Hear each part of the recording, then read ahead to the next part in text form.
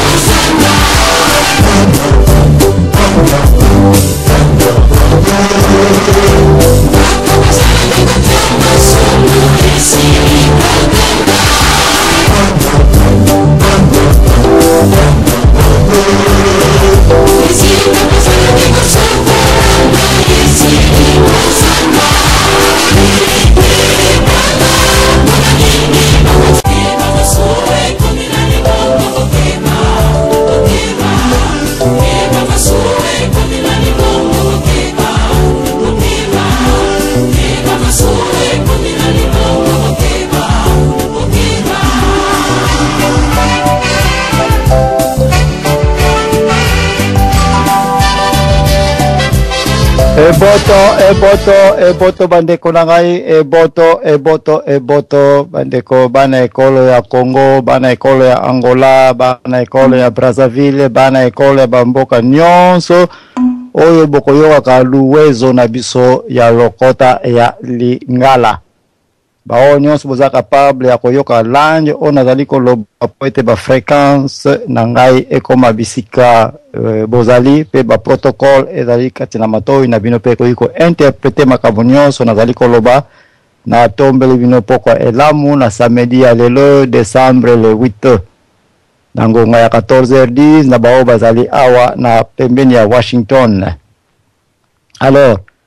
na nzembo itikobeta awa ezali nzembo kitoko na banza ete ya kabino eke ndaku oyo bozalai kotiela elika esiliko zika ndaku yango Congo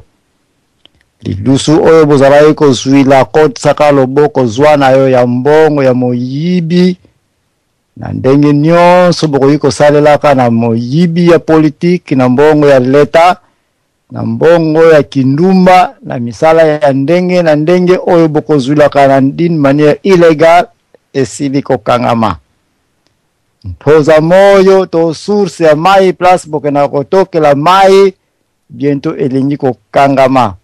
oyo ezali nzembo ya pare révélation bandeko na biso bakimbangise bakozwaka banzembo oyo mingi kati na bino bolinga kono koyoka te sino bolinga kono koyoka banzembo bariba ekote yo nini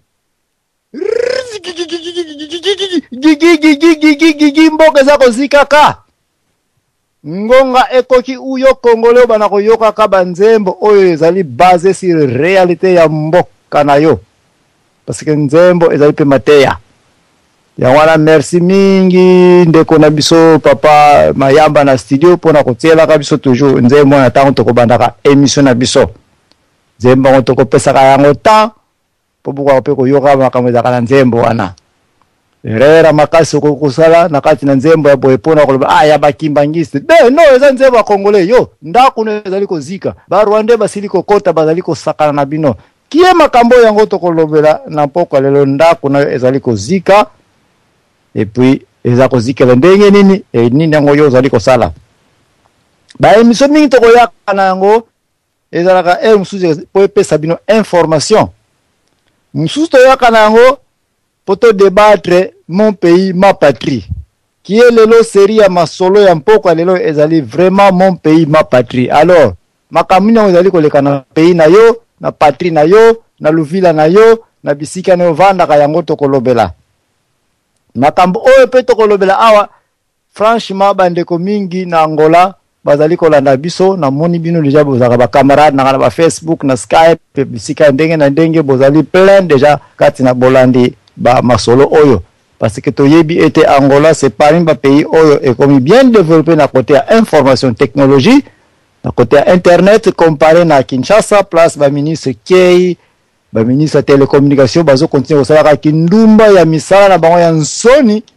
ya moyibi ya bambongo ya fibre optique, alors que fibre optique so bakoye kotika wana data lelo Congo nde koyi kozala parmi ba pays oyo mwana nyonso ya Congo précisément na ba Congo place fibre optique elekaka na ba ville nyonso fale bazalaka deja na internet na ndako na bango oreye ba konsi ofutaka mbongo ya cher na satellite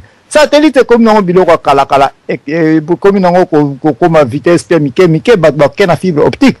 Mais biso na Congo toujours politique ya sodomisation ya kindumba ya buzoba. Ba ministre information baza kotiela biso bato bayebi kutu te que signifie valeur information. Non, déplacer l'information par les hommes.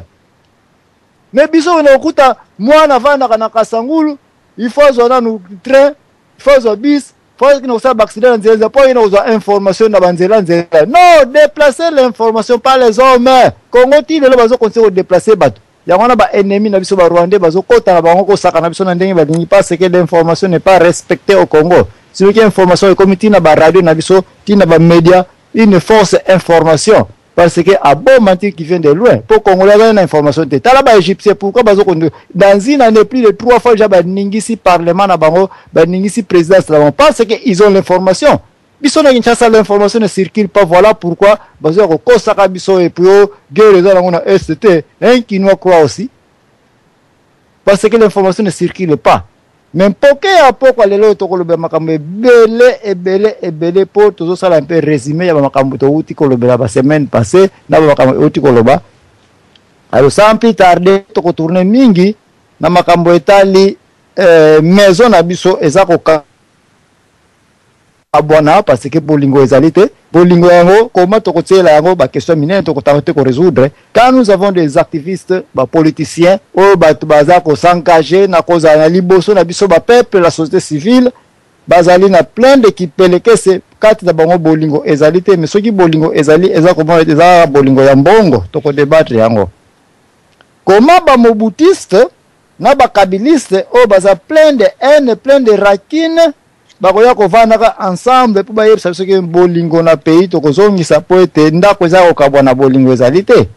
de mwana okena place na ye sanga na kolia na sani moko kozala te parce que boyokani ezalité. Donc apparemment nous devons faire attention soki tolingi ba solution eza na Congo bolingo ezali par ya élément ya outillage oyo bakosalelaka pona kozongisa nini pe na place soki bolingo ezalité pe ko ya jamais. Tokende toujours na makambo selo ba intérêt na biso personnel te na vie mais total appel la société civile mutali ko souffrir.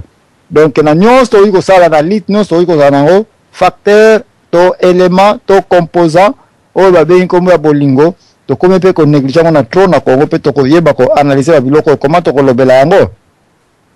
Kati na ba sujet to ko débattre to ko tenter pe ko forcer pe comment diaspora avec les kabilistes to le gouvernement actuel qui peleke c'est un peu kokota à travers batu auto za ba na diaspora na lite et puis balobi ba koti na mai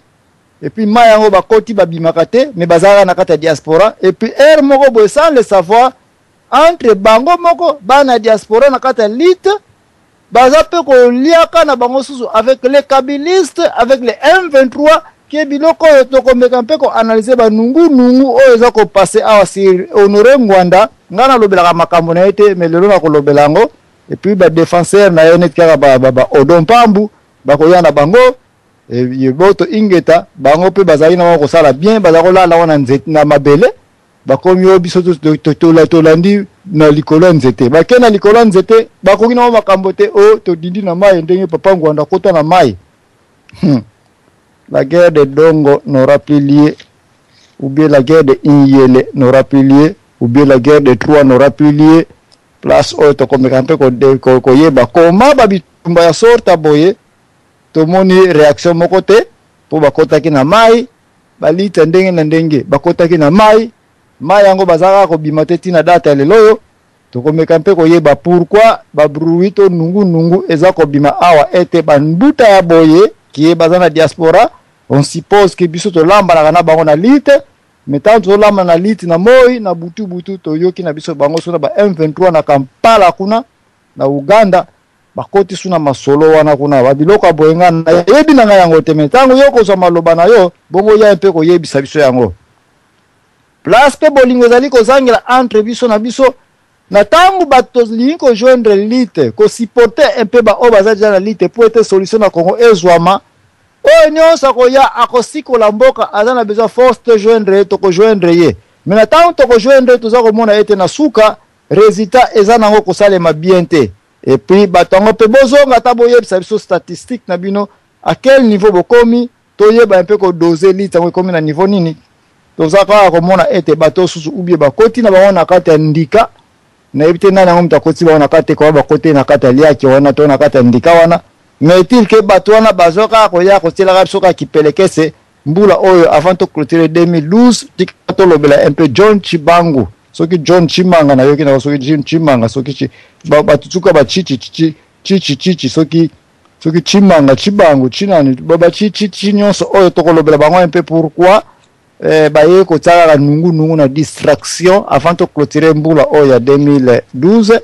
il faut to yeba un peu statico na bango baza wapi. Donc il y a un peu trop de sujets autocolobela n'importe lelo yo. Pourquoi sujet ngo eza trop varié parce que les autres kozana CNZT. CNZT eza kana sujet te. CNZT ko yuko banango na sujet bien sûr mais tant ba mama na biso ba koyela biso mo ba kende na biso wana mbika na biso na bazo tutaka fufuna ba kuna biso batata na se wana mwambungu na biso ko melaka ba sujet ko yuko zala ebele surtout soki mwambungu mwansamba wana bazo melaka ko miko tourner ba tête na bango o mona babanda ki na sujet o ba comme na sujet donc lelo franchement na annoncé bino déjà été sujet particulier ezalité to kolobela tout sauf rien pour toza na CNZT nde makambo oyo yango tokolobela ya masolo CNZT franchement ekozala tokolobela pe ba pasteur na biso oyo bazana kata lite na biso pona ko distraire biso entre autres ba M23 eza composé par de ba pasteur ngwanda aza pasteur yepa kotusa masolo oyo toza koyoka na biso ngala lobela kayote mena komi koyoka ba bruit pe ya troke ngwanda pe na Kampala kuna lelo na minito toza koloba baza kuna bango nyonso na ba délégation na bango boke na kokataka masolo ya ba M23 ba négociation to ba nini na yoki na ngai pe mende ezaka ka kombo ya mende te me ekomi pe terme na Kinshasa okotinga mende beta mende na se dérange qui un peu semaine pour ne ba nani akota ka mende et puis bien après ba bisa nkete na Kinshasa terme comme ole ne kuna kota nga mende bi kota ye mende ni ko ba buka lukuta lukuta monene menda buki me oya somo na mikolo yo ye moko asenga kito ko débattre yango ete ngai na koki jamais derrière Kabila Kanambe na gouvernement oyo nga za porte parole jamais to kotika la ko négocier na ba M23 te et d'ailleurs ngai mende na jire munzambia moyo Bible lobi ne jire point mende jiraki ko jire ngomte kasaki tete ya nani ya Jean-Baptiste parce que Hérode ya jiraki te oyo nyonso okosenga en tout cas ekozala kitoko na kosala yango mende asili ko jire ete au jour où batu oya M23 na gouvernement oyo ngai mende naza acteur toko sala na bango tofanya en même temps pour la négociation munzambia moyo jour na boza maboko na ngabotsa yango na moto na yebi na tema ya moto bi makala ya moto mais na moto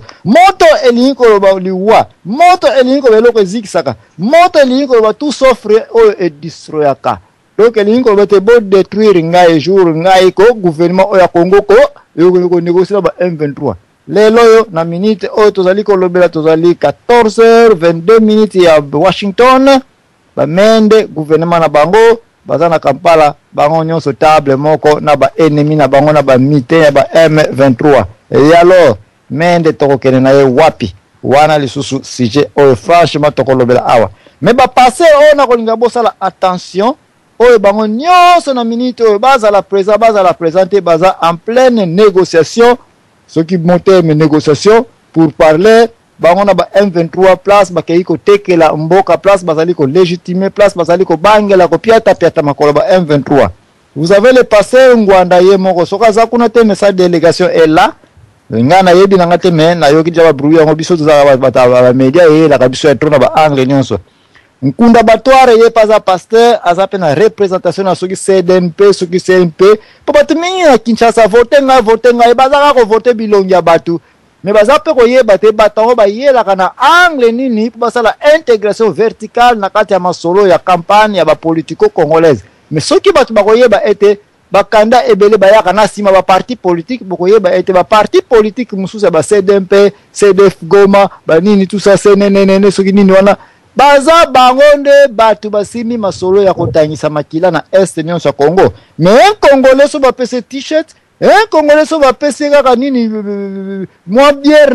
na ye ra campagne azomona mutu mais azomona te mutongo azana sima action nini alors ba passer nkunda batware baza ba membre ba parti politique ba oyo esalemi ezako siège na kati ya parlement ya Congo na force opposition biloko boye ba passer na baza na kati wana. Donc tous ces pasteurs barubewa bazana kati kuna bakengo donc ce sont des pasteurs kani amakutu na yoki na komisha diaka comme kota soki na école nino na bientôt ngatika ki police pas comme soki na moyo ki na soki yepa comme soki pasteur le sous quelque part de pareil. Donc au Congo finalement kota na yo na politique comme pasteur yaka na cité tromper peuple na kombo ya Bible na kombo ya Jésus. Et puis simba no masolo parce que batu nyonso baza na Kampala na mitu baza ko négocier kuna tous ce sont des pasteurs ya wana kozela yonde kona katango okota na émission oyo oyebisa biso na basije nyonso to ko débattre na CNZT nino kolobela mais avant de continuer nazo pesa mbote na ndeko nanga kotelinga bandeko bokota avant que bo se plaindre na suka kya ba pesinga maloba muke nazo pesa mbote na ndeko nanga Odo Mpambu mwana muyombe oya siliko kote langa awa pora poser na question muke na cadre ya nzete na yeba ete ndeko Odo Mpambu yope outa kotika biso mikolo na ba radio lobi na koti mai ngape suna dindi nanga na komi nanga pe crocodile aloso ntanto koma ka ba crocodile ba tete na biso ko yiko na public ete ngoki ba ko confondre biso na ba nyama zamba ngana komi nanga mbisa mai na koti yo nini na joe na ba John Chibanga soki chimangu soki chinani ba chicho ga ba chifafash mana na sasu ko ba te ba chichi comme to comme na ba lit na Congo et sous ce chichi okibe chi au carré ou quadruple na ebite yom to koyeba pesa biso un peu statico ya ndeko na biso oyo ya chimanga oyo ya soki John Chimanga situation na yom to kota kina se amaye bozo liaka la miona kati kuna sebo komi na ba kitane bozo respirer sous pepe na libanda te yo siko ye awa oye ko tia tête no na émission butazambo na yo penga na zo bandla pesa nga un peu situation ya John Chimangu na yeba nanga statico na bino kuna na kati ya mai soki ndeni ni bambisi boni bodame déjà na kati kuna Odo Mpambu na pesa maloba. Merci beaucoup, bonsoir l'impresario. Na pesi mbote na pesi semeki ya moto bambote na ba petit nanga na pale na pesi pe ba fidèle nyonso ya radio lisolo bambote place bamba zwami. Oui, na pesi pe mbote grand frère na roloba boye, moi je suis pas le porte-parole ya John Chibangu, nazali porte-parole ya Bisate, nali porte-parole ya mouvement ya ba John Chibangu te, nali porte-parole pe défenseur ya papa Honoré Ngwanda te. Mais nali combattant oyo apesa âme, esprit naïe, corps naïe pour na masolo ya Congo. De deux, je pense que na lobarate na koti na samai, na lobaki na tiki ba émission temporairement na kati radio solo parce que makamba Congo et komi ko benda biso na banzela ebele. Tout comme yo ndingo za bongo oza na vision na yo, je pense que olobaki oza la gouverneur ya ba Congo, yo moko yebi suite nango ti lelo. Nde moko ngai pe na ba connexion na ndenge na nga. Yango moni na koma mingi komi pesa na ba makambo mususu so makambo ane sili to koyeba ko arranger ba situation pour tozala toujours wana pona kote ya bana Congo. Mais situation ya mboka ezo senga kaka te na combattant wana lobi selon nga ndi na comprendre vision ngo ya koya kaka olobi na radio ezo senga pe oyeba ba masolo mususu oyo ko permettre yo o s'approcher vraiment na histoire yango moni ozoloba yo moko na yokaki mais ozana ba preuve te mutu pa betelo di solo ibi position na été mutu pa betelo solo ibi masolo place comme ko kende ko zwa yango te yango moni ba combattant bazali ba jare belé misusu bazawana ba yokaka misusu bazawana wana bana ba preuve misusu pe bana ba preuve te biso nyonso na ba oyo na ba misusu to sangani nyonso zo ko ba po na Congo na koluka na émission ndenge lobi eza naza pena naza comment na impatient yako zela lisusu poto yoka eloko nini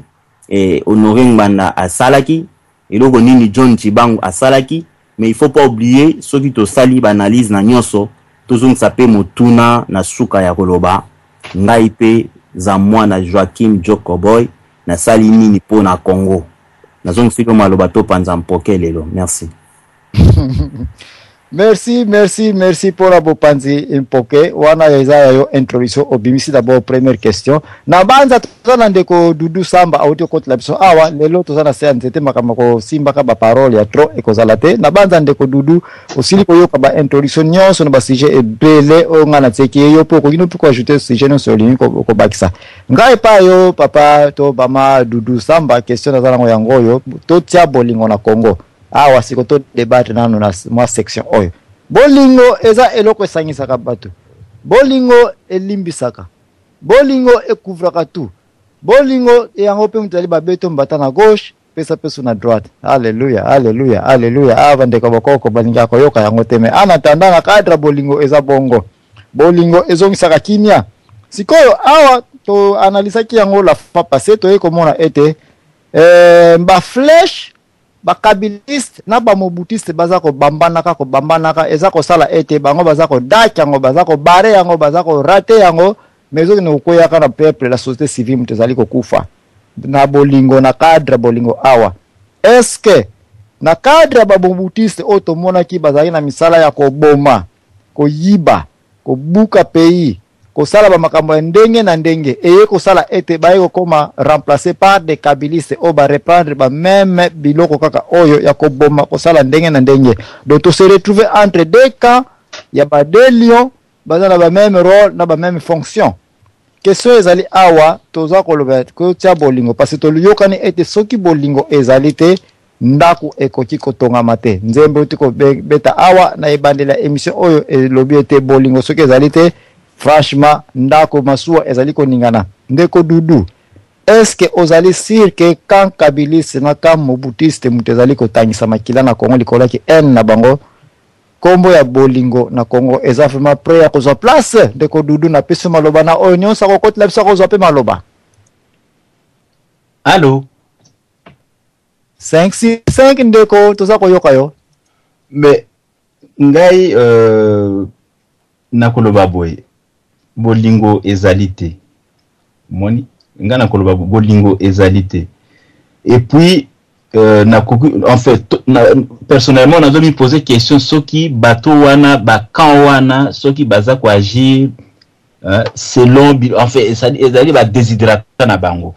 pona nga ezali manipulation baza ko manipuler bango ba vrai acteur baza libanda mais bande kona biso wana ezala quand Mobutu, quand il y a Kabila, ceux comme ça, nous sommes basali manipuler pour satisfaire objectif où il y a bas occidentaux, il y a Panzambok. Les deux camps sont manipulés. Mais ezali mabe pour Namboka parce que quand mi balon quoi basali manipuler biso en fait vrai congolais petit congolais tout ça tokozwa eloko moko donc résultat malamu ekobima wana te na bataille wana ya deux camps donc résultat malamu ekobima te elo na koloba yango wana. Merci resta malamu ekobima te na epa ndeko odon na bandeko bazali kolanda boko jouer ya commenter na n'importe quel likambo ekoleka awa. Mais quand nous avons des éléments au bazako jouer pont dans les deux systèmes entre autres Kengo Wadondo ministre Nsimba Mwando qui est l'ancien gouverneur et puis ministre de la défense yemtateki Congo très bien parce que ba contrat sur M23 ezaki signé na tango ya ministre Mwando qui a appelé le parlementaire ba mende bangonyo susi baza ba à la fois bangembo côté ya Mobutu bazalaki côté ya Kabila bazalaki est-ce que vous allez vraiment sûr que batu oyo pourquoi baza incapable ya kozongisa kimia na katikati entre les deux camps puisque baliaki na le côté gauche na côté droite baza bato na tangeli sone ngando aliaka na mabele aliaka pe na se ya mai ndeko par ça à part ça Ngwanda azape koya awa Ngwanda apparemment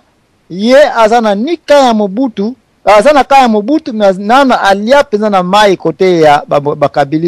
bakabili c'était mais lelo yo apparemment na yebi na ngate so mutako bale yango na kan ya ba M23 makolo na ye e monani kuna ya ba equipe na ye ya ekiri na ye o travailla na sima ya Apareko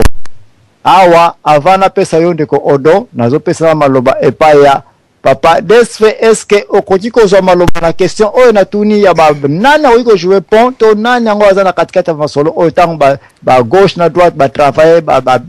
na ba kombo na pesi bino nangwana na eko bakisake yepe na kata masolo M23 atepe merci merci papa nangai mbuta zambwa na Joachim vraiment na émission na yo oyo memeli biso pe thème na yo ndenge oye na makambo makolo ya Apareko na M23 ekoti na Kampala na banzi tozozwa kaka information ndenge ozali ko bimisa mais bandeko oyo bayebi ekozala malamu mais eloko na koloba mbuta zambwa na eloko oyo ezali komema nkokoso na kati na lit oyo ezali biloko misatu biloko misatu oyo ezali komema nkokoso na kati na lit eloko ya liboso na koloba eloko te etali fanatique yango ezali koboma pe lit oyo na lit oyo tokomi na fanatisme ebele ezali koboma lit pe deuxième eloko tokoloba likambu ya tribalisme na kati na lit oyo ezali pe ko diminuer lit pamba te oyo kuna azali mungala ngai pe nazali mungala oyo kuna azali muluba oyo kuna azali mutetela oyo kuna azali moto ya bandundu ngai il faut na protéger ezali pe ko boma lit pe ya misatu eloko tokoloba ba fausse information ezali ko circuler na minoko ya bato ya ba radio na minoko ya ba combattant oyo tobengi ba combattant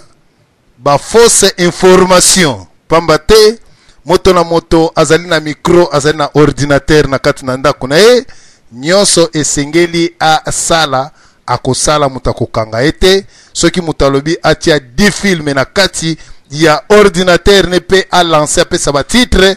moto akokanga ye akozala te. Alors est-ce que makambu batuana bakotia yango eko arranger peuple ou bien eko telemisa peuple ou bien eko lalisa peuple pongi. Voilà esika otozali komona ke makambu wana eko lalisa peuple mpe eko pesa kanda na batu misusu. Moto mususu asali YouTube na ye epesi ba misusu kanda. Moto mususu asali YouTube na ye esepelisi batu maloba ya kitoko. Mena kati ya maloba kitoko ipolitika nambe alongwe te, ipolitika nambe azali kaka. Donc tozali na lit oyo moko contredire muninga mususu alobi makambu ya kitoko, me makambu ya kitoko batu ba apprécier ye, me ipolitika nambe azali kaka na kati na pouvoir ya Congo azali ko boma mpe azali ko égorger. Alors bandeko eloko tozali koloba ngai na kotele manano likambu ya John Chibangu na banzi nazali porte parole na yete mpe nakutana na yete meloko na kosenga na bandeko bozali kolanda biso pona John Chibangu na kosala commentaire te me na kosenga na bandeko motatinda ki John Chibangu akende kobunda parmi biso azali te. Moto pe John Chibangu azoki mbongo na ye azali te. Alors na makanisi ya John Chibangu atali mboka na ye izali kotambola malamu te akei. Ndenge mwana nyonso tu akolaka akomaka na age moko ya 40 ans 35 ans esika ya baboti na ye alobike na kofanda na papa esika moko te nakende koluka oya ngai ya solo. Ndenge John Chibangu akei ake koluka oya ye mpe ake kolukela bana Congo ngai pona ngai na ko juger ye te aumela te na ko juger ye te. Alors bandeko ngai na ko juger te eloko ezali asala 2 ans 3 ans nayebi ke moto oyo akendaka koluka po na ko renverser pouvoir moko en place esengaka te ke moto asala 2 mois 3 mois pamba te biloko oyo akobunda na yango tata na ngai to mama na ngai to leki na nga moto na kopesa ye te mais ezali na ba moyen de bord oyo ye moko mpe na ba contact na ye nakoki kokondane ye te batu oyo baza kosala ba jugement na bango ezali kaka kodépendre bango. John Chibangu ayibi mbongo mutu te asali mutu mabe te me akei kobundela Congo nako juge epo na nini ntango akende kobundela Congo ayebisaki biso ke dans 3 mois azolongola Kabila nani ayebi déclaration ya John Chibangu dans 3 mois dans 4 mois dans 5 mois azolongola Hippolyte Kanambe abongo ba politicien oyo balakaki biso 8 ans ngoyo balongola pe loko te mais lakation ezali pourquoi tozo bundisa bango te bandeko bakokende 4 mois yango ya ta village moko kangi te mais yo combattant obandi ko bunda yango yo inane yango 2 ans okangi ambassade wana poto obeti obeti ba membre o tozali koloba ya PPRD boni na poto bayaka awa ba ministre ba bourgmestre ba député bayaka na poto yo combattant beti combien po o juge na John Chibangu tala bandeko o bazali kosala ba amalgame na maloba na bango ko juge mutu otindi te mais avant ya ko juge mutu otindi ye asana mbongo na yo esika ona za komona biso ba congolais na ndimi te congolais mususu akoki ko telema akene ko bundela Congo soki na ba critique ya boye soki na bolingo ezali te pamba te tozali vraiment batu mabe ngai po na ngai esika John Chibangu azali na kopese mikolo ebele mpe makasi mingi mukolo akozwa a renverser soki akoki te eza problème te parce que bitumba esengaka mbongo esengaka biloko ebele esenge na biso ba congolais to soutenir ye soki to soutenir ye te mais kaka ba critique esaka lokola batu oyo balandaka radio lisolo jour et nuit ba contribuaka te mais balingi critique radio wana ekatani pona nini ndenge mo pe boza kotake John Chibangu.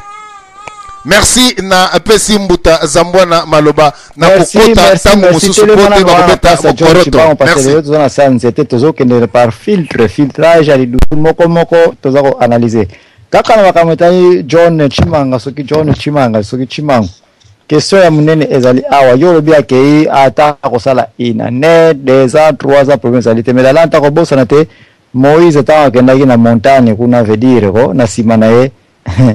bana batikala batia usaike kuna bona ngombe depuis tala saga ndenge esalemaki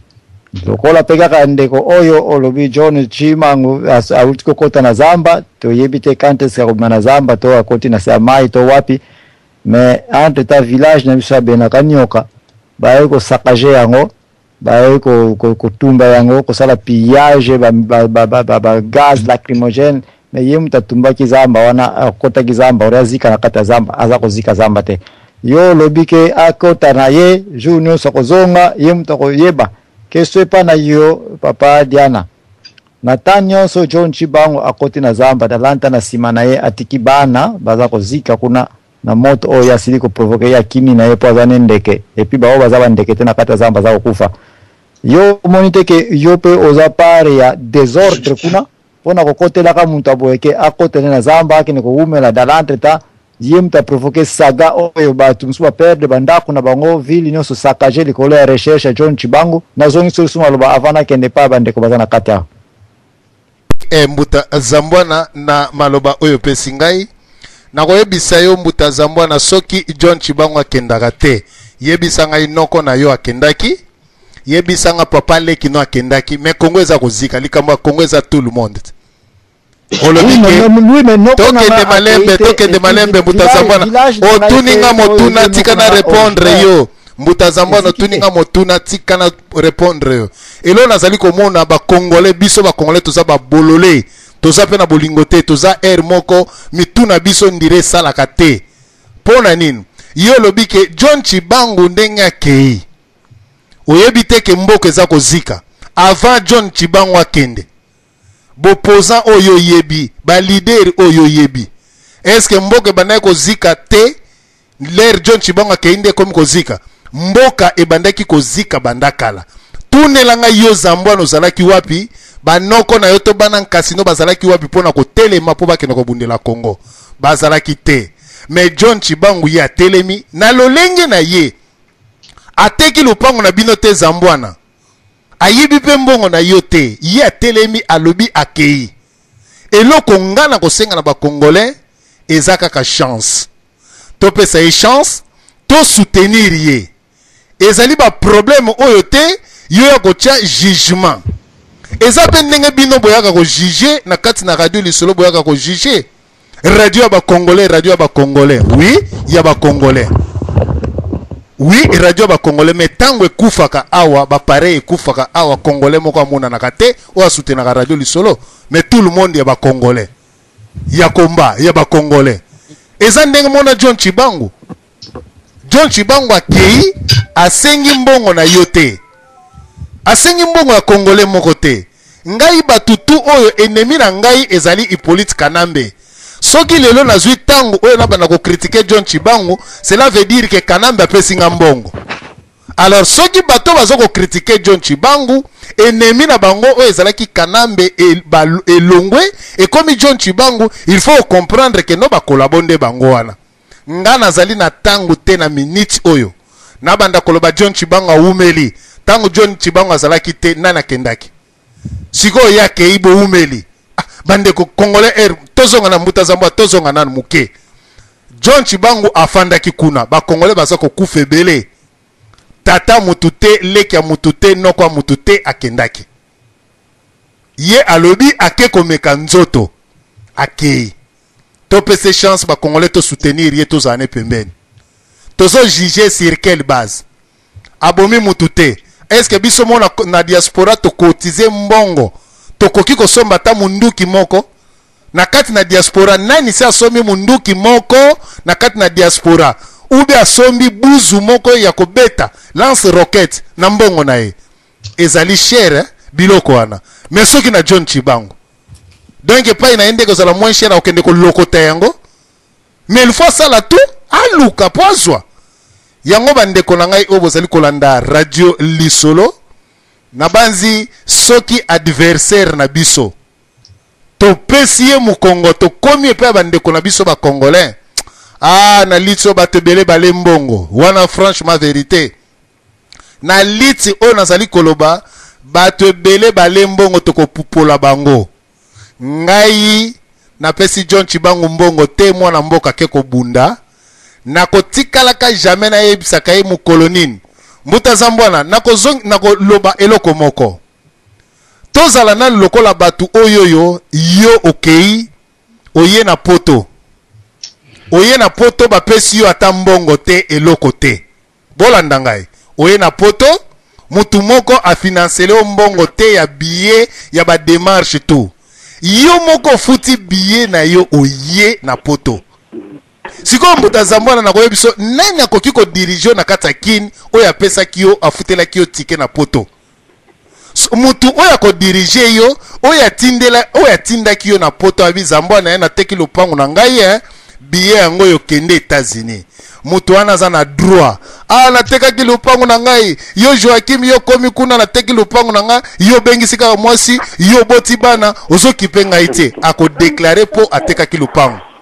mais mutu ya teki lupangu te lokola ngai DSV na ya poto ngai moko na ya na billet na ngai na makambu na nga naza na noko te tata leki te tata mwasi te oya ko komande ngai il faut na tindele loko sikoyo yo John Chibangu akene na mbongo na yo congolais nini yo John Chibangu akene na mbongo na ye po baba na kotangele 4 mois pande ko boyebi bitumba po ke ko bunda na régime o ezali na baminduki il faut muta se préparer en conséquence bino boza ko mona ngolo kola lipa na nguba okei kaka boke ko boma Hippolyte Kanambe batu boni oyo baloba po ba boma Hippolyte Kanambe ba boma te mais kaka John akei siko bokom ko tangele eza mutema mabeli kundu tolingani te mbuta zambwa na pesio maloba merci Merci bandeko ebele bakote ba mususu baza na singa. Franchement papa mayamba na studio. Soki bandeko mususu balingi kokota peut-être na singa mais quand mpe ko retarder bango pona to satisfaire bat baza na kati awa. Mais selon maloba na yo papa DSF statistique ya suka na sali awa vana pesa maloba na batu mususu na makamolobe ya John Chibangu passé bakamebele to ko débattre.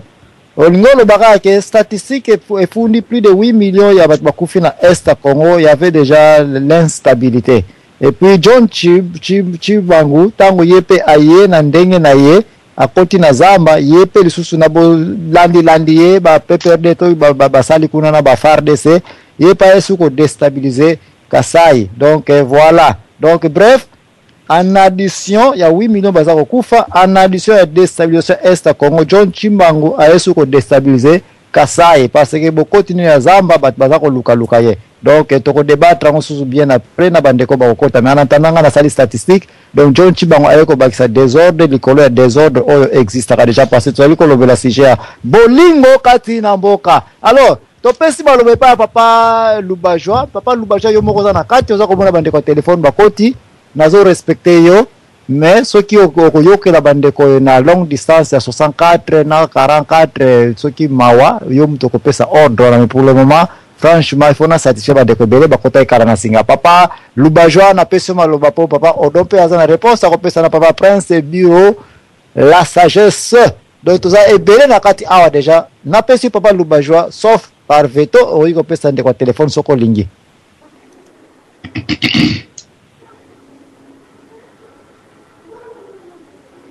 Papa Lubajwa soko za pre na peso maloba soki te papa Prince oko sacrifier na ke na ko pesa ndeko téléphone 64 na suka 28. Ikambote papa. Alors na kanisi wana. OK, comme ça to satisfait ta téléphone na kati bandeko kati lokola ba volontiers. Ndeko na 28 na suka na peso maloba. Na kanisi wana. Eza yo loba koba. Merci mingi. En tout cas biso ba Congolais nayebi eloko nini tolingaka te tozalaki kolela butu moi kofinga basoda baoyo bazali bapire Congolais bango wana baza kokolia na kabila aza koboma biso soda ata moko azali te alamuka ye bato baleli biso bakombata epa botoleri motu moko aye kobima motu moko abimi asengi na baninga na ye azali John Chibangu aye kobima akomi kosensibilize baninga na ye ndambu mpo bakomprendre balanda ye ezali mosala ezosenga batan ebele eza mosala ya kosisa mbala moko te aza kosensibilize nano baninga na ye bayoka ye balanda ye kaka ndenge tobanda kosambela ndenge ezalaki basue na biso soda nini akobima basoda nyonso ya bacongolais nani oyo akoki kobima vraiment abundela biso John Chibangu akimi ezali mosala ya moke te ezali mosala ya monene. Pourquoi? Parce que batiki bazali déjà na basentire nyonso avant okoma epeka na mbe azali bandeko na biso mosusu batetre bazali ebele bazali kotrahir makasi avant okomeka na mbe azali mpo oboma ye na bandeko na biso moko ifo tokomi kobangana me mwana mobali wana akangi motema alobi te ngai na bini na ngai aza koyi peke mosala mpona kosensibilize baninga na ye mosusu balanda ye basauve mboka esenga na mboka ya biso bacongolais soki azwi lelo mbula misato mine mitano likambo ezali te motu mosusu pepo John Chibangu ntango abimi akangi baaporte nyonso ya Congo te motu mosusu oyo ye ambuliki non John Chibangu azwi ta ebele keta akembandaka soki amoni mpe meke John Chibangu azwi ba 3 mois 4 mois te eleki ebele ye mpe akoti kisoso te Ce qu'on dit que John Chibango a dit, mais qu'on l'égalité. Ah, on appelle ça la question. John Chibango a dit, mais on a dit que non, le corps a dit, on voulait mon choc du matin. Non, non. On a dit, Nathalie Bilili, le garçon, il a fait na Afrique du Sud. Il a fait une photo, il a fait un Congo. On a fait une photo, pour faire une photo, la caméra. On a solo fait une photo, caméra et télémélion. On a fait une photo, Congo.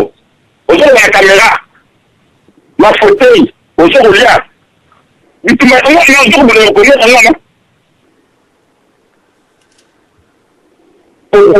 il a mutu azana kati ya zamba ya akritike John Chibango wana ya kabila ya akotaki zamba avant John Chibango ya alibiki batalaka na ye epona alibiki mwana ya kabila omeli te akomi kofika kaka omoni problème ezali biso bakongole ezali nde motema mabe otiki likambo ya John Chibango motie moko akoti nzamba akoti ti pa mwasi na ye kofinga mwasi ya motu ete eloko wana eza eloko mabe soki nyama ye toza na ye baproblème ezali ya ngai na yo kofinga mwasi na ngai te kofinga mwasi na ngai ndenge azaka mokuse te kofinga mwasi na ngai ndenge atangolaka lokolo evendanaka te ata mwasi mwana yo toza mobali na mobali toza ba problème singa ngai na yo tobunda etona koti tina kene kofinga mwasi angana asilisile kosilisi alobi aza pasteur alobi aza bishop elongilo tikala singa ye na matanga ndambo John Chibango a sorti à Salimboula, veut dire un bel garçon a courage, tout d'abord à venir à l'armée, il y a Moulidi, il va donc plier Mouka. Alors il faut sensibiliser la camarade là, on a connu que là, tant qu'on est très médical, si on te copie, pas attaquer, pas attaquer. Et là, il y a un mouton, et le col qu'il y avait à Bakura, et ça, il y a un salon, alors qu'on finit un mouton, alors qu'on finit la moitié là. Et tout ce qu'on a moitié là. Ah oui, mais c'est moi qui vais aller parler. Moi, c'est la bonne la droite. Il y a le but que moi, c'est souvent à la comédienne. Comédienne, les hommes, c'est là. Tout le monde a ma photo, ma partie, tout le monde a ma comédienne, les hommes, c'est là, solo, ma tournée, ma milliardaire, ma comédienne, la mort. Ma état, c'est toujours ma comédienne, ma milliardaire. Ah oui, mais c'est là, moi, c'est la totale. On te signe à épée. Yetu abora ilungina ngalo kwa ekeko ya makuba John Chibango asengi mutu service te ona na mwa John Chibango adimina alobi ke maninga epanga na zali woti ni la ngai mongo na zangi moye na moto la constitution nalo la sema le bona te alobi ke na soko bunda ngai moko o makambo ya soko bu se badi $1,000 banini nyo so nzaka pona ko même se réputation à mutu John Chibango na lancé et beaucoup ça dans un bon hôtel parce que vous n'ayez moko woti kaye asala oya moniteur ke ya wongeli ake mpaba na kishasa oya moniteur ke John Chibango a wongeli kama ndapenda shaba oya moniteur John Chibango a wongeli ama ndapenda manaka oya moniteur John Chibango a wongeli ama ndapenda kisangani John Chibango akangi sentiri ya Kongo teke lokola ngala bani mpusa bana te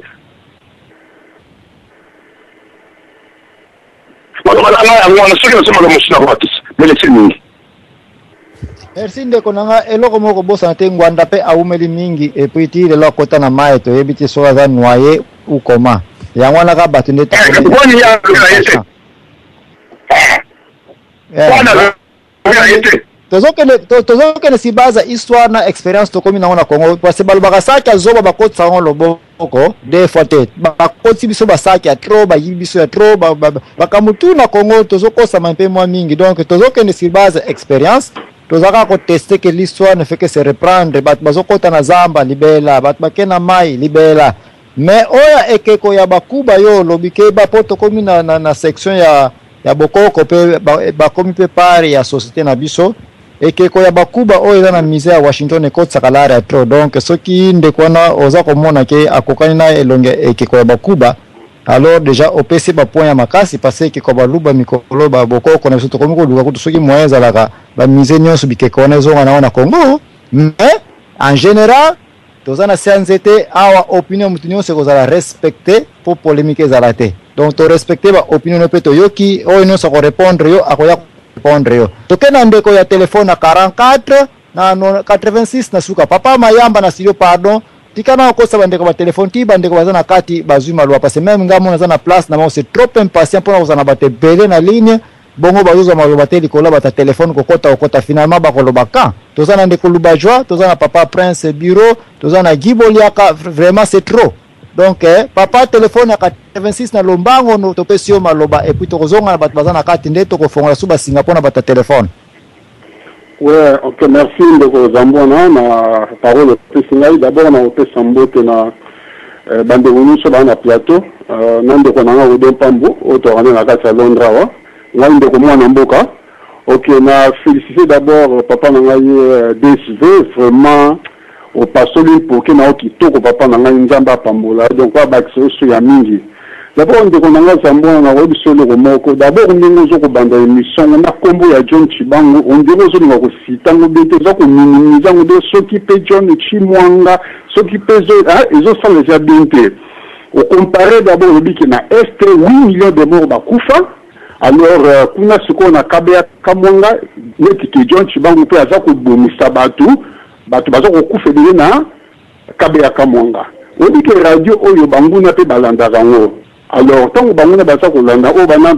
o baza kiliba. Kombe ba ro kamata pe ba sali ba rapport buko contre ma be contre ndongo biso John Chibango tango yoza ko akizeke neti kaza ko bomisa batu na kabea kamwanga. Papa na Zambwana soki teme ezalité na kosenga na okiata na ba New York na États-Unis okiata vande kota maya no beti ata moi ping pong kuna oyiata lobby dimanche bande émission parce que oyo émission oyo na mundi peti na nango chango te ça impact mon répété vous comprenez alors muto akotika ka sigoro sala be émission moto encourager au comme on dirait ça ko ozo komona eloko monde eloko moko donc ya ndengo na ya mabe donc na za comprendre que vraiment pourquoi biso ba Congolais na tanazo lo balikambo na collaborer mais Congo na biso poto libérango ils a passé ce qui to salaire était quand même bana ko akobandaka ko sara biso na biso ba Congolais muto avant même pas 4 mois.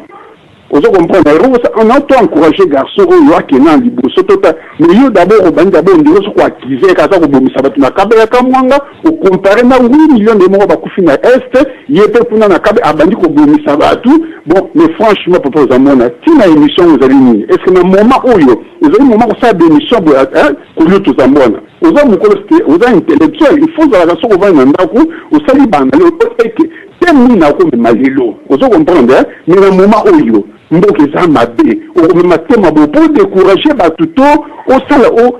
en tout cas vraiment c'est vraiment pitié en tout cas nazo fina la Zambona merci. Merci ndeko na memi si je mon côté ngande na eka koloba ke lelo toza na CNZT toza ko débattre n'importe quoi nde na kata si je wana bimisa ikombo ya tatu John Chimanga soki chi na za koloba c'est passé ngana vivre mingi na pemena bande kwa Kasai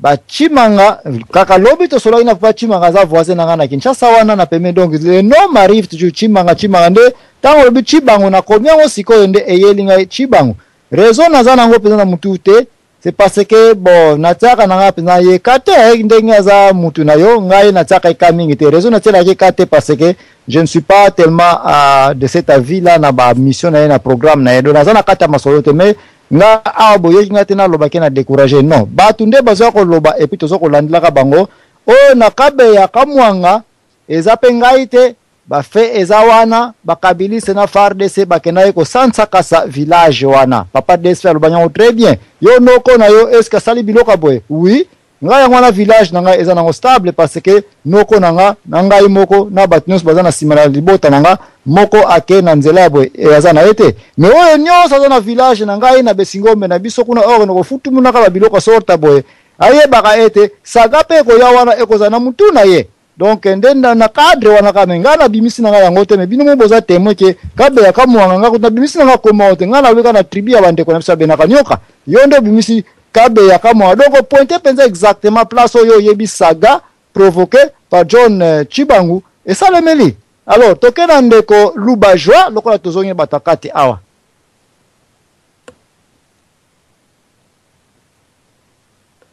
micro ezaki akokangama mbote na biso nyonso awa nakanisi ke d'abord napesi nalingaki nasenga si c'est possible ndeko DSV na bandeko na nga Zambwana bwanimaka ba mission si c'est possible bosalaka soki mutu abandi kofinga bokati parce que tolobaki la fois passée que biso tozaba vide obala na radio te tali bango pour ba koyeba nini nazoloba te faut pas bana kolanda radio donc na kikati ya bovide na biso yo tokokamba mboka wana lobi pe tokokamba ngoko ala nzoloba tokokamba mboka wana donc eza blague te tokokamba mboka wana maintenant soki nous sommes tozali préparés te ya kokamba mboka na monoko na biso kaka mafingi o nga na yebi te ba congolais soki baza ndenge ni o mais yo moko d'abord oza congolais donc yo pe oza ndenge ni o ba kabila mususu wana oyo ba Rwanda bongo bango baza ndenge bango ne baza ndenge si baza utiliser kaka na mindele o ba koboma biso ndenge ba utiliser ki Mobutu lobi ndenge bazo utiliser d'abord bazo utiliser gouvernement oyo ezali kuna lelo ndenge bazo utiliser ba Rwandais kaka lelo na ba Ugandais na ba Burundais na ba Tanzaniens na ba Sud-Africains ba Noir Sud-Africains soki boza koloba makambo ya Congo obimaka na bwanya bandeko na ngai botika mafingi botika banda lelo botika mafingi kofinga mutu mususu eza malamu te tokokende sika moko te soki na monoko na biso ezali kaka mafingi mafinga ezali arme de faible soko yoki sujet moko songolo yaka na ba élément ya kolobaki sujet oyo lobi ezali 1 plus égal à 2 ngai na prouvé yo que 1 plus 1 égale à 2 t égale à 3 voilà solution na ngai yango soko otieboye ekobimisa 3 omoni na batu oba komona biso na batu ba kotala biso bako respecter ba débat na biso mais soki biso tozoya au lieu topesa ba élément et je souligne élément ya pour ou bien ya contre le sujet à ce moment-là bato atako na ba radio yango bakolanda te yango bato mususu bakimaka ba radio oyo pourquoi parce que bakoloba bato balekaka kuna mituna bango esala te kama fin ba email ebele ya ba congolais ba listing ya ba congolais okokuta kuna mafinga vraiment na bandeli boye pourquoi parce que il faut topé ça le coup na valeur oyo ya biso na banzi ndeko nanga Lubajwa mwa bolimbisi papa nanga Mbuta Zambwana na banzi mwa bolimbisi po na yibi maloba émission ezali ya ngai te mais na kolingana longola mwe loko oyo Mbuta Zambwana Mbuta Lubajwa alingi koloba na banzi na radio lisolo otikala koyoka mukolo moko te Zambwana fingi otikala koyoka Odom Pambo mukolo moko te fingi ou bien DSV ou bien basali na kati na radio lisolo nga na ko recommander yo en public batu baza kolanda biso lokola biso to finga kate zongela Bishop Elise ye mutazali moto oyo alakisaka batu mafinga pamba te epai na ye 100% ya mafinga na banzi soki opesa ye deja cours ou bien toli oyebisi ke non Elise tika kofinga ka batu wana ekozala malamu mais motu na radio Tant mosusu yebi ete zela okozano maloba mutu na radio na ozong selo maloba bolimbisi mutu na radio oyebi ete azali intervenant esali ye mwa pasi aye alobi mais mutu oya yebani oyo batu balandaka ye ebele ya mafinga zwa courage benga ye yebise tika kofinga nde kozala malamu ke mutu oyo kutu tango mosusu intervenant ezali mwa pasi wana esali ye na mutema aye abimisi yango mais mutu oyo bato bakoki korespecte ye ye nde aza na ebele na yango sikoyo olobi nini? Merci. Bon, nakanisi tango bakotia fichier okolanda maloba na nga kitoko po natangaki kombo na yo natangi na zambwana parce que vous êtes des animateurs. Bosala bino mibali bosala que soki mutu abandi mafingi bokata ye ba radio bele ya mokili mobimba mutu ayaka na sujet songolo bastiaka oyo baza na côté ya pour baye na ba élément ya pour oyo baza na ba élément ya contre baye na ba élément ya contre pe au prouver na lobby contre parce que eza boye na lobby pour parce que ezali boye bato ba ko respecter biso oyo tozali ko sala ba débat oyo po esalisa mokili ya Congo mokili ya bato ya Libanda tati.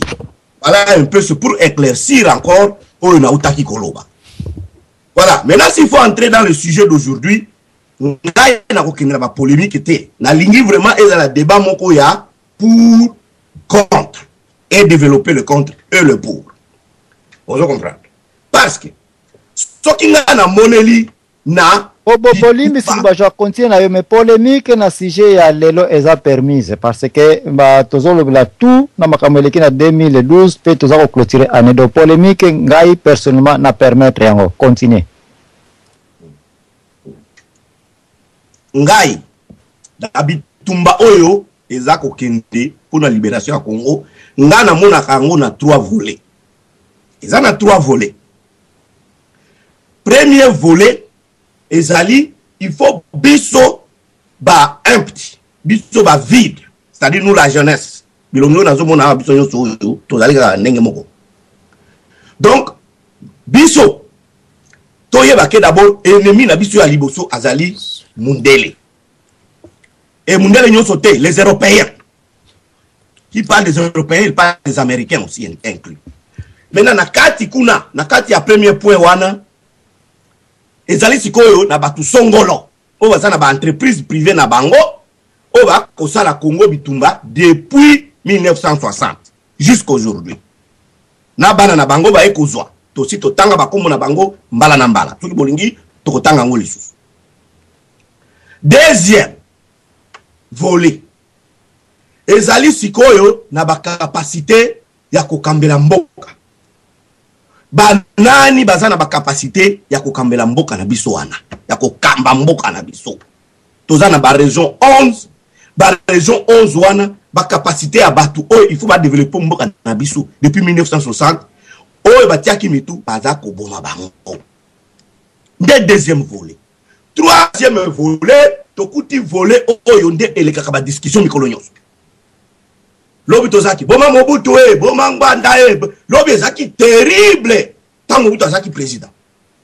Étudiant balamuka balakisa ke vraiment situation oyo tolonga na yango. Mais à ce moment-là les étudiants là ne savaient pas que premier volet ezalaki, deuxième volet ezalaki. Mais bana komona kaka troisième volet. Lelo oyo nazomona kaka tozaka na troisième volet. Surtout biso tozana na poto. Tozo yeba makambango tozo vivre tozo na kutuna batango o bazo boma na Congo. Moi je crois que nous devrions être basés sur biso toza na poto. Au lieu de discussion basée sur la stratégie d'ouverture. Toza la basée sur la stratégie. Ce qui toza basé sur la stratégie, au comment on a na fingi mutu songolo, na bundi na mutu songolo, na rien parce que point commun na biso ezali la stratégie. Stratégie. Bon, kuna bon stratégie. Ah, tout le monde dit bon, stratégie kuna. Mais mundele atinda ki déjà mutu moko boye en Afrique du Sud pour que abanda ko finga mutu moko boye a lamuki kuna na Congo. bon ndenge nini mutu oyo afingi boy bo stratégie nini ne ozui hein bon mutu oyo azaka na Congo oyo alamuki bolimbisi ndeko Lubanga bolimbisi recadrage est-ce que ozana mosi John Chibangu po msato silisa sujet na page na ye po tozolinga bolingo na pays comment tokosanga na biso mpona bolingo avec ba leader politique oyo ya minene tosili koyeba baza koyokana te. Bon, je réponds à la question. Moi, je ne connais pas John Chibangu. Na yoka ki nungu. Que John Chibangu, en tout cas, a boy makambo oyo, eza koleka na Congo. Nous avons des militaires rwandais, comme on congolais. Mais tout le monde a congolais, on a rwandais. Quand on a rwandais, comme on a congolais. Ce qui est comme il congolais à la mou qui bolini bobo ma congolais. Mais ce qui est rwandais, boké ko sala, ba nini les sous otoyokana ba biloko moko ndingwana j'ai oublié le mot toyoka. Mais ce qui est congolais, boka ko lukena mindu ki bobo maye. Mais ce qui est rwandais, otoyokana ba koti na armée. C'est comme toi doit ki kanda. Robi ngana lungana makambo yango. Maintenant, on est qui nungu. Maintenant, s'il y a vraiment des gens, na qui garçon na les cap na radio jour moko to solanga na ekutu. Oyo alobaki ka kende kitikuna tout ça na makambo to yokaki na Burundi tout ça. Bon,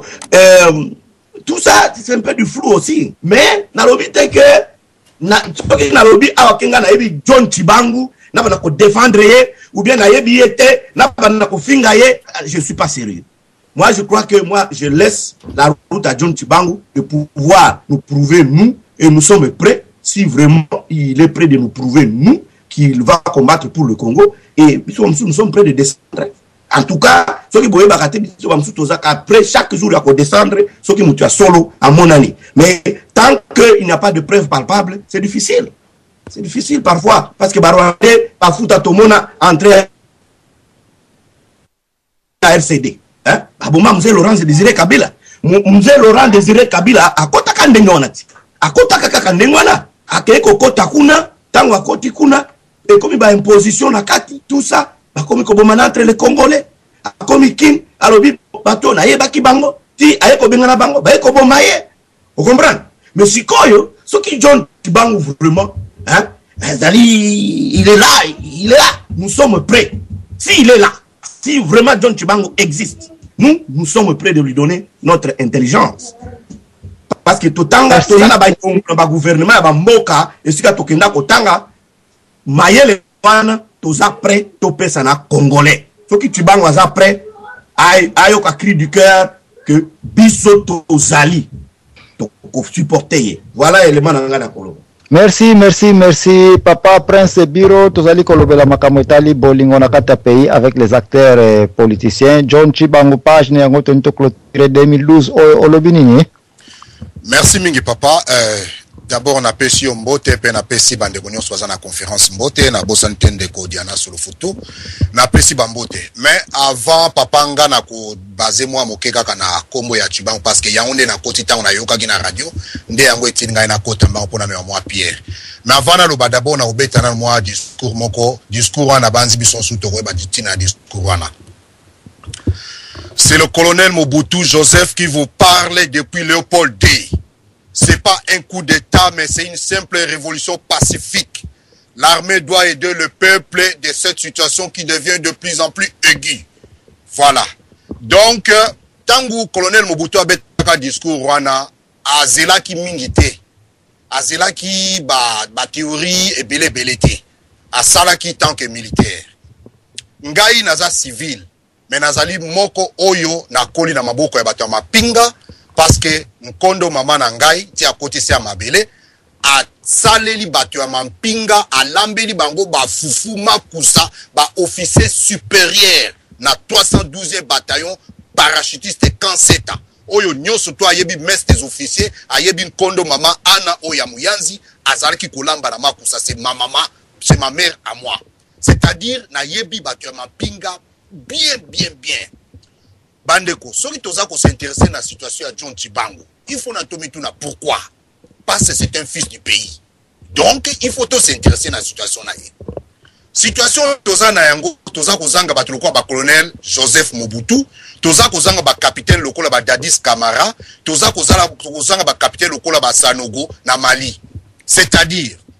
bandeko na ngai tozo vanda na monde moko to bengi yango na univers. Mon univers est outil na université. Nous vivons ici en Europe. Toza na na Afrique. C'est-à-dire faut tout fongola moi bongo. Faut tout meka koyeba sens ya ko comprendre. To vani na mboka oyo ezana ba université, ya ba critique, ya ba analyse. To vani awa ba expert bazali ya ndenge na ndenge. Alors, ko critiquer John Chibangu eza ko finga John Chibangu te.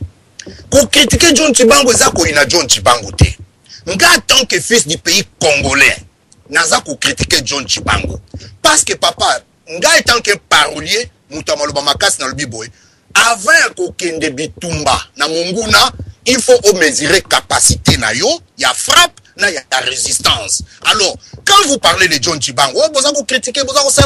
mais tant que vous s'engagez na eloko wana, est-ce qu'abonga m'a quitté? Abonga m'a quitté pour les temps et belé, tout ça, mon frère raisonne autant que des hommes, tant que Batman na boigné na bongo. Tout est qu'à raisonner na fanatisme, na qui tribalisme, tout raisonner tant que bateau. C'est un fils du pays. Oui, nous l'encourageons. Est-ce que Abonga m'a quitté avant Kende? Pour qu'il nous soit temps, en tout cas qu'il nous rassemble bateau. Moi, je crois que toujours ça va faux débat. Voilà, papa, on a qui nous pour la Kobakisa. Yangwana, c'est Prince Biro la sagesse, prix Nobel à Masolo. Merci. Merci. Toujours que n'est pas papa Guy Boliaka. Dans l'entretemps, ce qui n'a comprendre de que Prince Biro, Olingo Barate torche, to, Sokongo Tumba Banzoyi, il faut qu'on y ait doser d'abord torche qui est moto, oyo zana wana maboko, oyo koneko tumbe la bango, so qui te, banzo yana baki kozongela yo, et puis des gars, yo kakate mto yo kotumba bango, meti na quartier, na village, na biso wana ya kabe, ya kamuanga, banzo yi bako ya koswa. Papa Guy Boliaka na Pesio Maloba.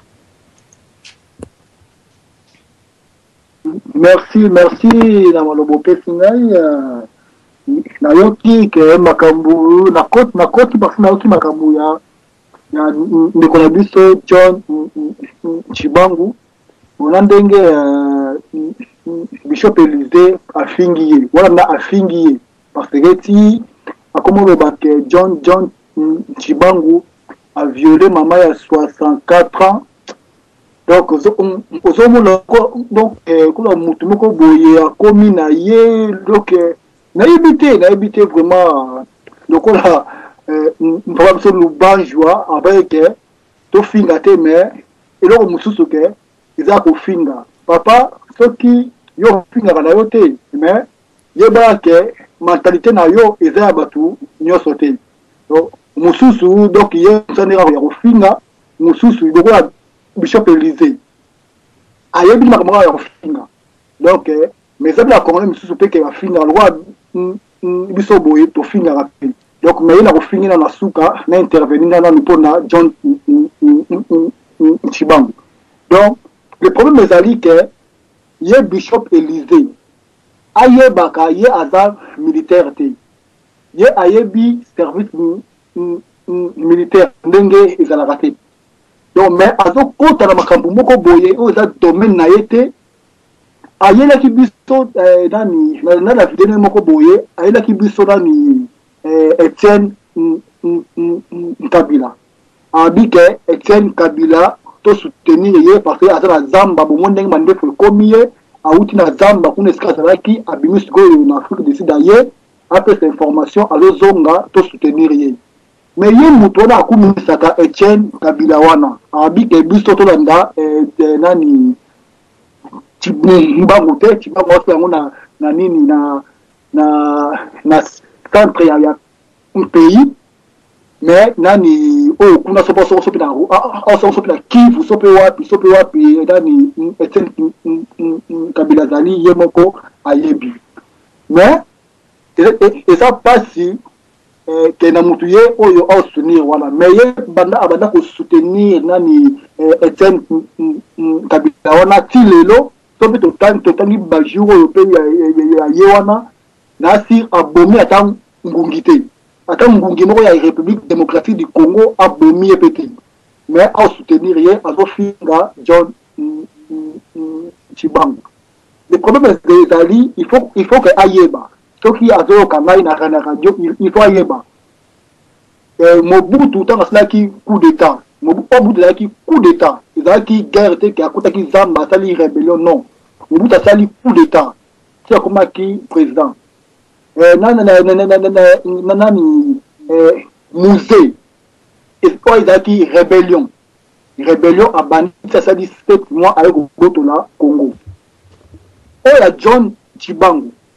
et ça Mutu a révolté donc ils ont le rôle là que a sali rébellion moko boye donc na injustice ils ont les cas dans ce pays à monique oui non on a d'accord travailler na Mutu il faut na se retirer pour na le molaye na tangana ba congolais pour na le mola Mutu yo na pouvoir tolandi John Chibangu na radio alikaki awa na radio du solo toka ki ndenge alobaki poste na ye ezaki nini tangu ye akimaki tokobaki akimaki na plus de 300 militaires oyo ye akendaki na bango est-ce que vraiment avec 300 militaires bakomi kobotula Congo eza impossible alobaki na biso boye na radio tangu aleki soki misusu bandaki yango te to soki ye Élysée alandaki yango te po azali mpe pasteur te ali mpe bishop te donc soki ye Congolais, soldats congolais, oyo bazali na kati ya mboka, oyo bazali na kati ya armée, azo conscientiser bango baebake mboka na biso ezali occupé. Comme ça ba rejoindre ye. Premièrement, donc parce que ye akinana na militaire mukie, avec 300, il faut à convertir ba oyo ba parce qu'il a face na face oyo ya gouvernement ayi savoir que non bino bozali ba soldat ya mboka ya Congo ya République donc bokoki kozala na sima ya mutu moko te boyi donc il faut bozala bo défendre nation donc aza ko conscientiser bango pour na ba rejoindre ye que lelo soki abandi attaque na ye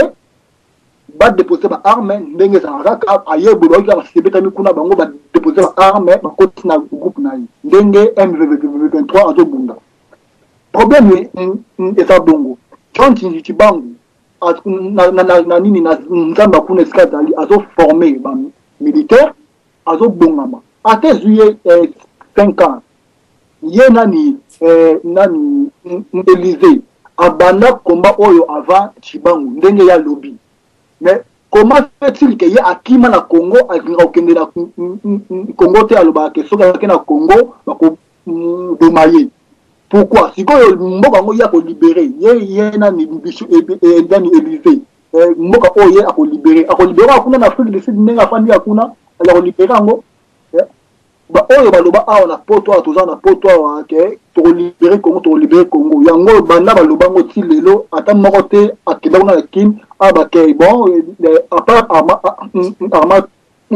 mutungulu yene mtakina na kin atali action mais biso nyonso oyo to lobaka awa ata moko te akenda na Congo aluka ke ndenge nini na koki koboma kabila ngai moko ata na lisasi ata libanga ata na nini to lobaka ke to libérer Congo mais soki ba biso to kende na kin obanga na biso na okuno sa kiti ba binga ba nganga iko mutu oyo azali na mboka andimi na yeke donc oyo koya eya soki bakoboma ye baboma ye soki bakokanga ye bakanga ye atomboki asimi munduki mpona abenga na mutu oyo azali na mboka mais pourquoi yo Élysée ofinga mutu andenge et puis ofinga ba bêtise vraiment donc eza maro na biso ba congolais Élysée soko monique osara na souci libérer Congo zota yo groupe formé ndengo lo bake osara na batu na Kinshasa soma ba arme zo yo pe groupe okena nini na kinyankati wana comme ça attaquer mama kabila kuna na kinyankati to robete yo bravo to robete maboko to kumika yo. Mais la temps où yo sur balaka en Afrique du Sud, ozo soutenir Etienne Kabila azana na est kuna na Kivu kuna musika mbula comme la kina la kin kuna ebalite pona benga la Kabila ou bien okuma na est bosangani kuna na ni Etienne Kabila comme ça mbo progresser bobo tu la Congo to robeka dino vera mababo parce que to a besoin de la libération. Le ko la biso le ko la misusu ba kipatin to akiti kuna ba aner ba kangaye banani boye ba kumba bibililo. C'est ça le problème. Tous en amour, tous soutenir Moutou, on a dit que à te vie à danger, famille naïe à te bango à danger, mais si c'est pas kimi, à zola la une famille naïe été, après on refine naïe, au bazar criminel, tout ça, il fallait abdominer, ça ce n'est pas bien. Mais on dit que ma fille na yoana et qu'on décourager John Chibangu parce que naïe qui a la militaire. Pour ça, il y a une libération. En 5 ans, il y a un pays moutou mbongoté. En 5 ans, il y a un pays moutou mbongoté. Il y a un soutenir moralement. Il y a un encouragement. Tout le temps encouragé à tailler. Tout soutenir les mais Moutabongo aussi finit pourquoi? Etienne Kabila qui kuna a aussi un mbongo qui ono mindu qui banine. Au lobby et le mokoté. Donc, il y a un mbongo. Misaka mansaka so bien kama mbongo okumosinga batu mbongo yango comme ko yiba mbongo kuna ya cotisation ya batu apesi oyibi donc il y a comme dans la business donc on le qui na nini internet na YouTube au fele au fini de comme dans le la que donc comment ça se voit va vendre mo bu na combat mais to yebio to comme ko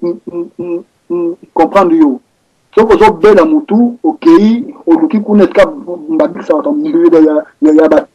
peut-être kuna na mboka na bino comme ça aux traitement. Biloba lo bana yo wana esila. C'est ça yango na loba.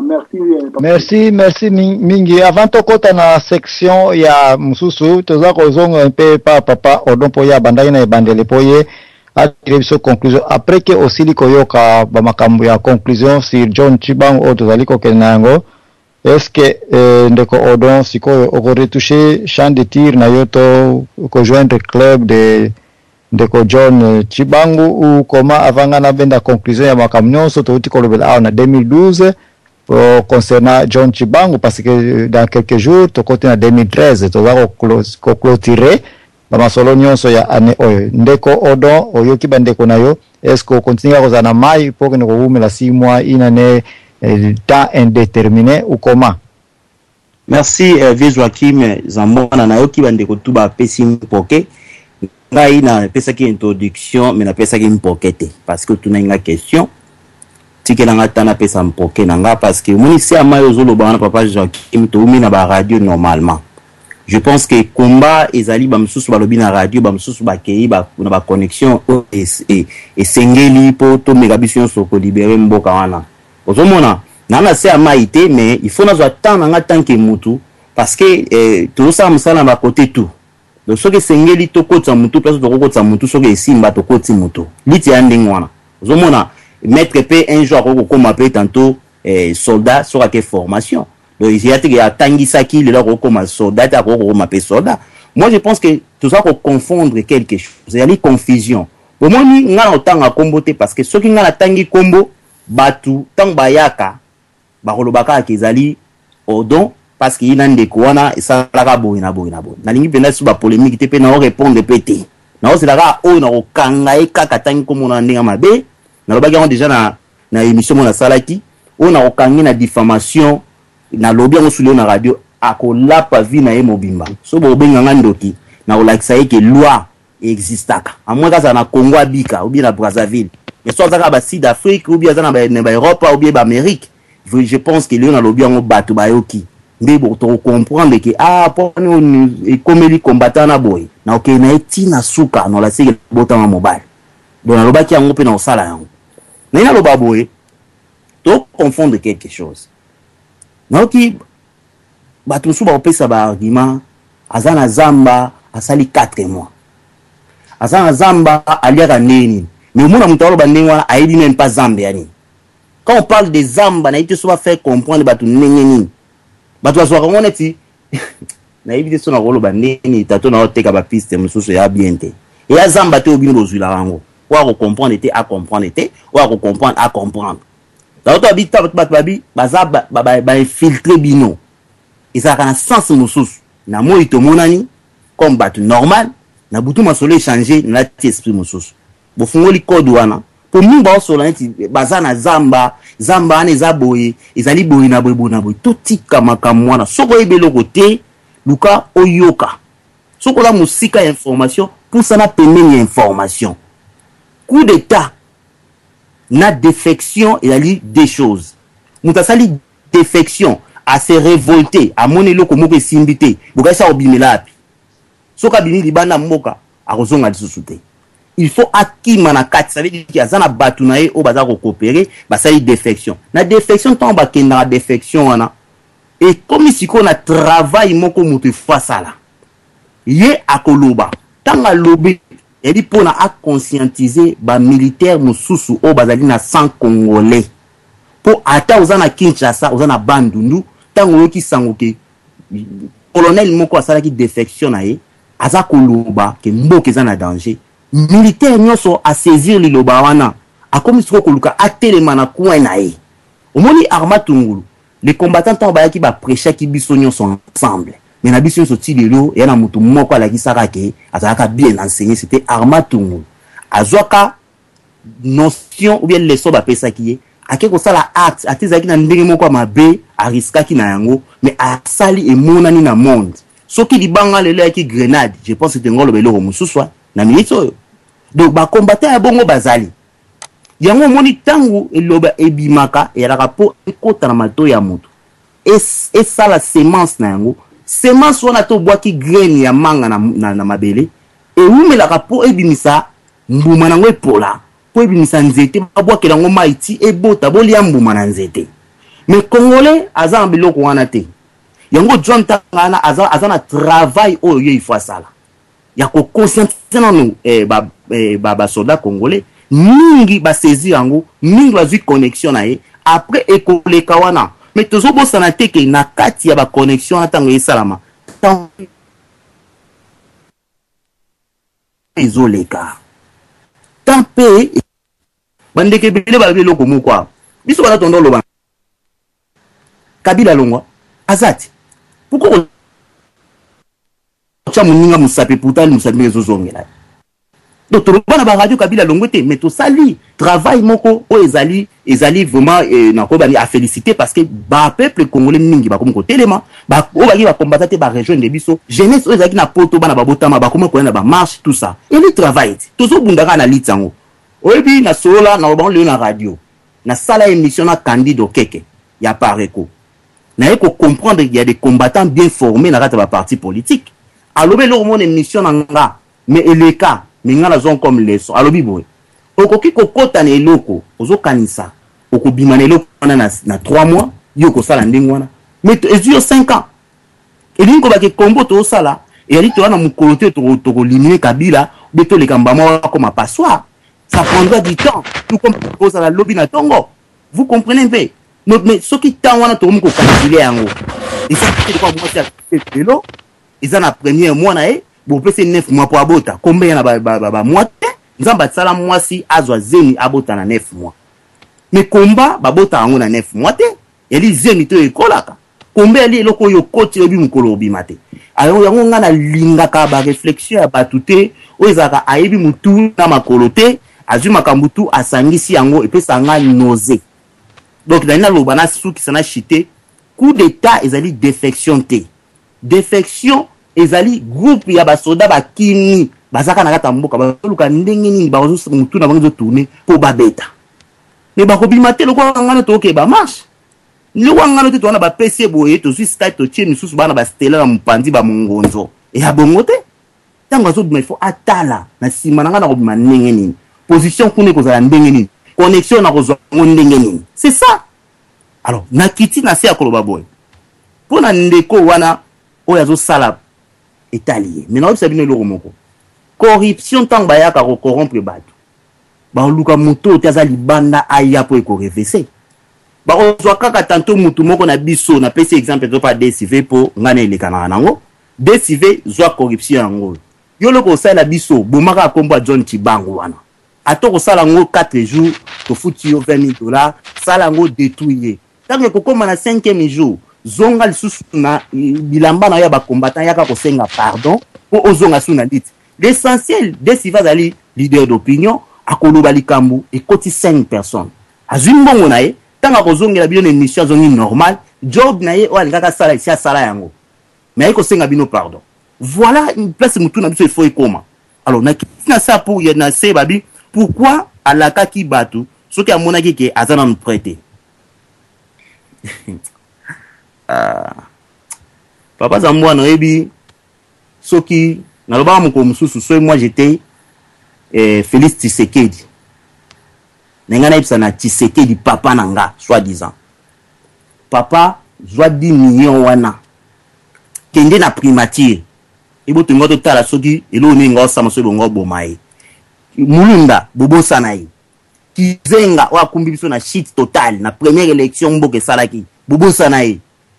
nani ba oba bomisi batu nyoso wana bobosa na yi malumalu bobosa na yi ebo ka Tshisekedi nembo kanzaye yango moni batu so ba okendo zo ba corruption parce que ba mona comportement na biso to ba congolais moko na ite elo nini o nzamba cha biso ou bien ba vaccin to zo na loboko na biso randa biso ndeni bali ba ko mo basi ko loba trop bitumba John et bitumba PCT bitumba John et bitumba marche te vous comprenez yango moni tango arabe so trahi pa arabe bo solo masolo te arabe abota ma ibinde ba protéger mboka na ye na comment mo sur Facebook nga so nzamba ba bandira mokili nga olinga za l'arabe parce que au trahi to bomio et sili to bomio carrément et mboka ko kenda te tala le to vanda to soma ngamba John Chibangu oli to bandeni N23 zo deal na batwana biso soma ngamba John Chibangu mais so John Chibangu ba lobby so John Chibangu na Kasai kongo ya mokete yebi mana ninyo do yuzo loba ya passer na souffle loko na lina conseiller na ba congolais nyonso koloba eza bien tango yo ya kipoto osala projet hein oloba so na kemikili na kotonga ndaku na osomba ndaku na 2 ans banda oya osomba ndaku so osomba ndaku e so kokisa na compte no 1 million et ya pasi pona nini mbongo balukaka yango poko so pe ya ko dépenser yango otikali pe piaka e mo pe mukanda baluki est-ce que boko kanisa teke na place ya John Chibangu akoso pe kokoso so John Chibangu ali mbongo to pe satan attend to koyeba so baza corrompu ou pas mais bozo bana e 4 mois aliaka nini na zamba donc ça veut dire que yo lingi koko na bino oya zana bandundu asala ka bilanga ke na lesa mutana Kasai ko baya koloba ke na radio ke azoko lia o mona place au raisonnement ba congolais zozala yonga zo ba ke soki kombo ezo umela parce que wana ba bolole na kati na biso o ba comprendre vision te ngai na komo lo bango bien soki congolais wa sa buzo ba botie wana botienga munduki na maboko botie yango bo régler yango bien bobi na fina na fina na kofina pona éliminer directement pour yeba qu'il faut milimo abatunde mtezo kufa na tango ya ba blague lisusu te parce que l'esprit lisusu soko vanda na radio on a esprit te mais so que quelque part ba moko fungo maso musunde ezo passer ba musu ba traîner makolo moko même John Obino bo loba na tantôt eza quitté na Sabino John Obino bo loba nana yebi ke déjà que John a sala déjà mbiscade moko nana yebi mututa yebi yango mututa yebi yango bo mona kwa mutavanda tala oyebi na oyesa bine lo muka suka moni soda sozo vanda na ye asala sembla le kwa zo kipe le kozo lobate et lobi akoma na position de force oko lapa na vina yo kufa kolobate muto abeta munduki muto amona makila ya batu muto aboma batu na vie azomona nde batu azokufa a mulimo moko te na muto anormal vous comprenez akosala yo kayote akasala kwa azomona te soda za bongo mais lobi tango ekoma kana position de force que frontière wana ezoleka ya zawana bamsu ba olela mama na kufi na suki wana merci beaucoup merci bamsu ba olela mboka nanu pe balelika na munoko ya mboka te mais dans l'entretemps oyo tozako clôturer année oyo tozosala na statistique ya bamakambo nyonso uti koleka na mbula oyo elingelo bayete mwana nsuka ezalaki John Chibangu. Alors conclusion sur John Chibangu ndenge nga na utiko sala statistique awa poto yeba ete awokota na biso na 2013 na kati ya lit oyo da mais soki mikolo oyo akoki sala mwa action oyo ekoki kobale kombo na ye na action ya histoire ya Congo na 2013 na bao bakota na biso na mbula sika wana sava mais en attendant nga na te aza na 75% ya possibilité ya appui yozolinga bazoloba intervention précise to se comprendre please yaya yo tuni question zela tozo continuer émission zo continuer oza na kati ozo papa yo zo sabiso ne bandeli ya émission bato ba pesi ba intervention yo posali muto zo modérer biso il faut yeba ba nini bato ba lobby kwa bala yenyo soto ndito lobby nga nazo pesa conclusion na ba makamnyo so pesi poto ndo kota na sujet mususu balayage ya conclusion ezali eke a passé na 75% ya possibilité ya kokota na 2013 avec élite na ye puisque bino bato bokoti awa na moni ete la plupart ya faute boza ko blâmer na John Chibangu te donc boza ko supporter ye mais faute mingi ya masolo oyo kinga na yebi penza ba flèche so le ka entre na bishop te na Afrique du Sud mais faute que na bishop parce que un azako utiliser ba insulte na ba analyse ne emonani ete ezaki toko te ndeko téléphone ali boso akotaki yepe a répondre ye bande komi balobeke oya finyaka abo makala minduki akokufa pena minduki oya finyaka akokufa pena mafinga. Voilà pourquoi Bishop Élysée lelo azui kombo ya sika avana elongi ya ekeko ya baluba. Donc réponse na yangwana azui makampe ya Charline mwasi ya Tatu Chibangu alobeli yangote to bolobeli yangote apparemment bat bakomelinga pour dire que cette situation n'est pas aussi claire. Est-ce que mamu Charline yazavuma mwasi ya Tatu Chibangu ou pas? Wana nde na moni moko ya ko bale yangote. Donc Bishop ye mutu azofuta masumu ya John Chibangu, il doit un peu se réserver atika statistique ya mais permettre ngana répondre yo pardon na kato moi si wana ngana na ebisopo OK une émission bien Charlène ngana ebie ici na benga ngamoko na mona mobali na ye nazana ba vidéo awa nazoluka cassette wana sala copie na yango na DVD na kotiango na YouTube bokomona interview ya leki ya lambio baba ebi lambio ba meka ko benga ye batu na makambo na lobano mais mbala sana azaka colonel te ona mona ka wana zaki likili vous comprendre ya on ngana répondre. Merci. Donc raison de ko Chibangu to tieli na liste ya combat na 2013 parce que na philosophie to na mentalité na makanisi ya congolais en pleine bana diaspora na moni na landi bino na yoki bino ça apparemment moi je me réserve mais na keka na ona yoki support ya congolais sur John Chibangu eza toujours vie eza toujours alive. Donc franchement to conclure place wana na bongo dalante taba nsuba lobete baye bapeka kayete Moïse ta okena na Sinai na simana ye ba tubatika ko sala bikeko ba msupe wa commenter ete aye bape ete ko kende na bitumba mesurer pe force na yo elingelo bayete ndeke wa bia komandie tie na bakongo basoka melindi kaseke ayebi po na yeka kwa kobimisa yango na libanda. Donc franchement ndeko Chibangu bonne chance mais dans l'entretemps il faut aussi peser guerre ndenge ekozalela. Alors na oyo no sakoya akota na ye mais pour le moment biso to changer aiguillage na sujet mususu oyo eza ko courir na 2012 oyo presque silaki na yango mais na minute suka basiliko zongi sa yango lisusu. Alors si Jean www.radiolisolo.com Radio-Télévision Lisolo, la radio de la référence numéro 1 de la diaspora congolaise. Mokanji yo jali motema ngolo bimalo sambo na biso oh Yahweh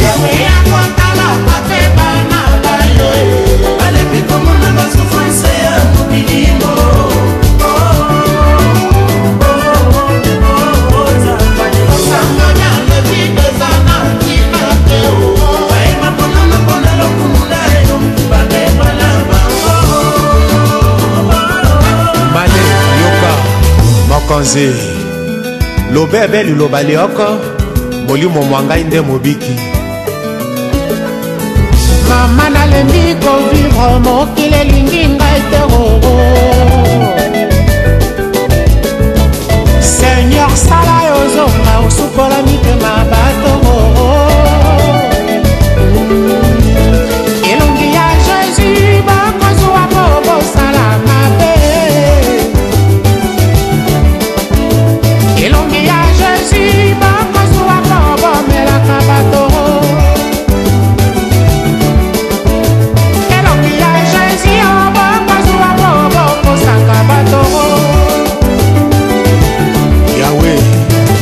moto si akomi kokoka nyonso kasi azokoka kolinga moninga na ye te Yahweh bakomisi kosambela mobongoi esoki ezalaki likanisi na yo liloba na yo baweli koyoka kasi basaleli yango te lokuta mama nalembi kovivre mokili elingi ngai te erikelema masumu eleki mingi sala mbangu yozongaka jise katanga elongi ya Jésus bokozwa po bosala mabe ribadala pipo elongi ya Jésus bokozwa po bomelaka bato Monsieur kombo ya Jésus bokolata po bokosaka bato Radio Télévision le solo number 1 mon pays ma patrie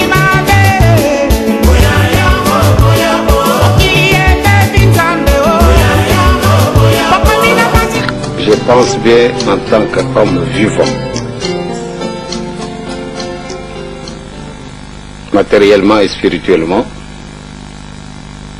je ne peux pas voir cet orgueil de me déclarer en tant qu'homme vivant, matériel que je suis, être Papa Simon Kimbangu. Je m'explique. Que la médaille qu'on remettait à mon père, elle ressemblait totalement à la mienne. On a fait de mon père grand cordon, comme moi je le suis. Mon père, il est réellement papa, tel fils, tel père, tel fils. Donc si je prétends me dire être Papa Simon Kimbangu dans le sens tel que vous le comprenez, je pense que ce serait vraiment de l'orgueil de ma part. Papa Simon Kimbangu, c'est un saint. Moi, je suis un pauvre homme. C'est pour cela que j'ai commencé par vous dire que, étant matériel et spirituel en même temps, et Papa Simon Kimbangu étant, en ce moment bien précis, spirituel, mais comparé à lui, c'est trop grand. Mokanji yo jali motema ngolo ndimalo sambo na biso ya kontala pape bana bayo alepi komona basouffrance ya mobilimo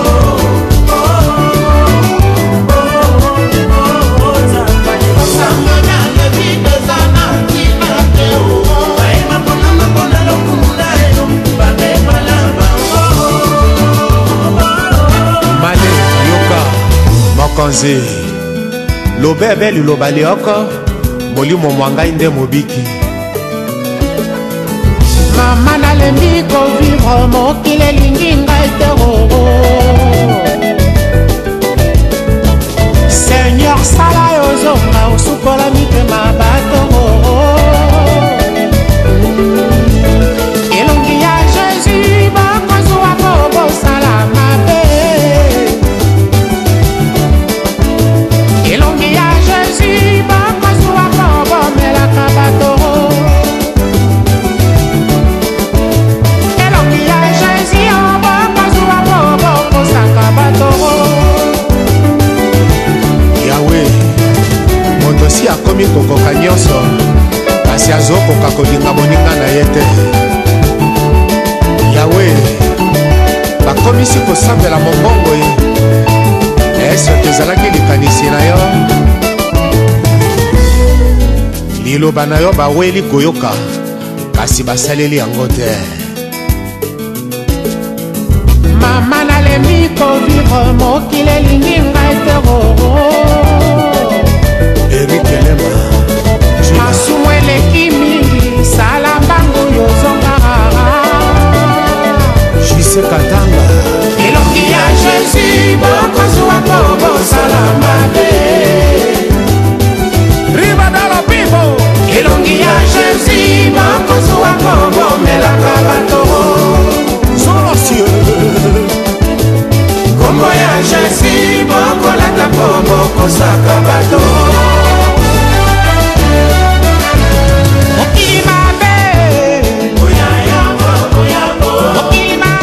Je pense bien en tant qu'homme vivant. Matériellement et spirituellement, je ne peux pas avoir cet orgueil de me déclarer en tant qu'homme vivant, matériel que je suis, être Papa Simon Kimbangu. Je m'explique. Que la médaille qu'on remettait à mon père, elle ressemblait totalement à la mienne. On a fait de mon père grand cordon, comme moi je le suis. Mon père, il est réellement papa, tel fils, tel père, tel fils. Donc si je prétends me dire être Papa Simon Kimbangu dans le sens tel que vous le comprenez, je pense que ce serait vraiment de l'orgueil de ma part. Papa Simon Kimbangu, c'est un saint. Moi, je suis un pauvre homme. C'est pour cela que j'ai commencé par vous dire que, étant matériel et spirituel en même temps, et Papa Simon Kimbangu étant, en ce moment bien précis, spirituel, mais comparé à lui, c'est trop grand.